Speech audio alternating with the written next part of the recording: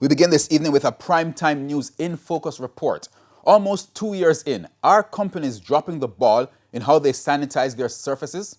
Krista Campbell explores the issue and how not doing it correctly can make one more vulnerable to contracting the highly contagious Omicron strain of the coronavirus.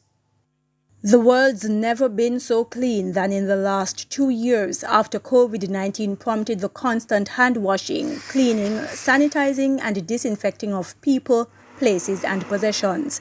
It's one of the main safety protocols to protect against the virus, and although many persons have been compliant, a question baffles many COVID victims. How did I contract it? It's a question still on my mind almost a year after my own ordeal with the virus. I followed all the protocols and would sanitize every surface before sitting or touching. Whether notes or coins, I sanitized all monies front and back.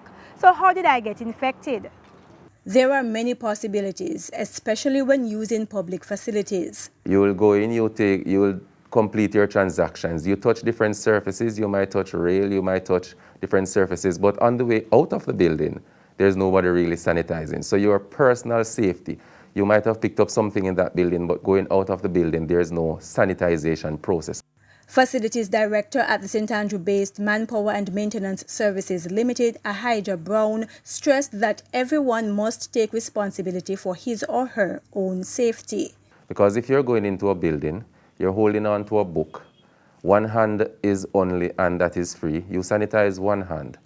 Then you place that book somewhere, it may pick up pathogens, you pick that book up and you leave the building. You're putting yourself at risk.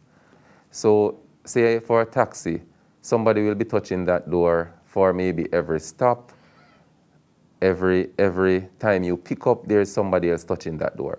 While the taxi operator might not be able to sanitize the surfaces of the door handles and so on and so forth frequently, but sanitizing your own hands and wearing your mask continuously, ensuring that you are properly secured, is the best advice we can give to them.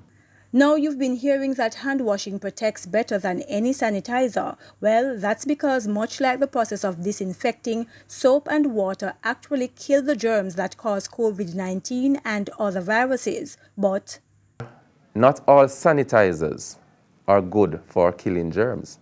So you might have a sanitizer that you use to clean the hands, but if it does not have the 60% alcohol level that is required, it might not be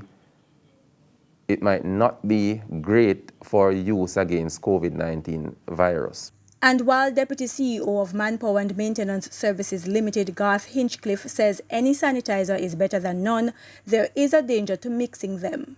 I use a mixture of rubbing alcohol and aloe gel. Because normally if you read the labels of chemicals, it will tell you not to mix chemicals. It is best that you go by the recommendation by the persons who produce these chemicals. Now, a small local commercial cleaner explains that if it's 90% alcohol and 20% aloe gel, the sanitizer will still be effective. But 70% alcohol mixed with anything else will reduce the alcohol content and make the sanitizer ineffective in killing the coronavirus. As for the types of chemicals used to sanitize and disinfect, President of Clarendon-based King's Chemical Company, Courtney Thomas, says products with 70% alcohol or more are most effective, and you must follow the instructions on the labels. For example, aerosol disinfectants. A lot of people just spray and wipe, and that is not the correct way of using the product.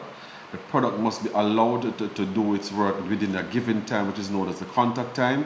So once you spray, you allow the product to work, and after that, then you can wipe the surface, and then you should be free from the virus.